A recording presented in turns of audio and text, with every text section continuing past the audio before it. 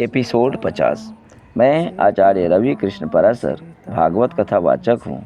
पिछले एपिसोड 49 में आपने विशालकाय राक्षस कबंध के बारे में सुना और ये भी जाना कि वह राम के प्रभाव को पहले से जानता था, जिसके कारण सीता की खोज में सहायता करने के लिए राम के पास उसने एक शर्त रखी।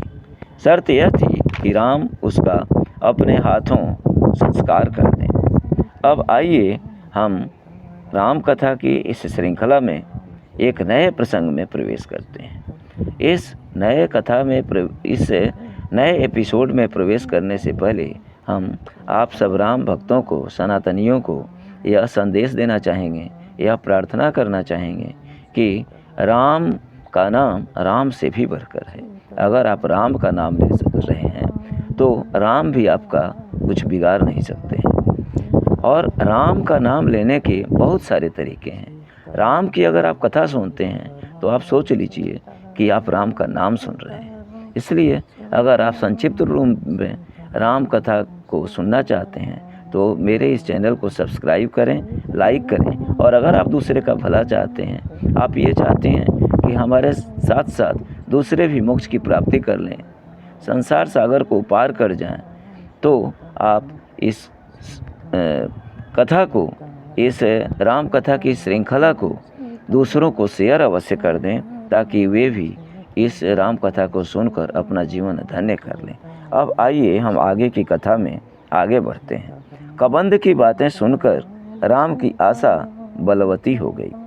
राम को सुग्रीव की क्षमता और उनकी वानरी सेना की शक्ति का पता था, इसलिए वे जल्दी ही सुग्रीव के पास पहुंचना चाहते थे। ऋष्यमुख पर्वत का रास्ता पंपा सरोवर होकर जाता था। पंपा सर का प्राकृतिक सौंदर्य अद्भुत था। मतंग ऋषि का आश्रम उसी सरोवर के किनारे था। सरोवर का पानी मीठा था। सबरी की कुटिया आश्रम में ही थी। वह मतंग ऋषि की शिष्या थी। उसकी काया जर्जर हो गई थी क्योंकि उसकी आयु बहुत हो गई थी। सबरी की आंखें बिल्कुल सही थीं। हर पल वह राम की राह निहारती रहती थी कि कब उसके पास राम आएंगे।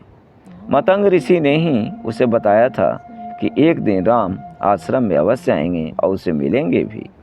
आज के राम कथा के इस प्रसंग को हम यहीं विश्राम देते हैं। और अगर मुझसे कुछ त्रुटि हो गई हो, शब्दों के चयन में कुछ गलती हो गई हो, तो हम आशा करते हैं कि आप राम का नाम लेते हुए मेरी इन गलतियों को क्षमा अवश्य करेंगे।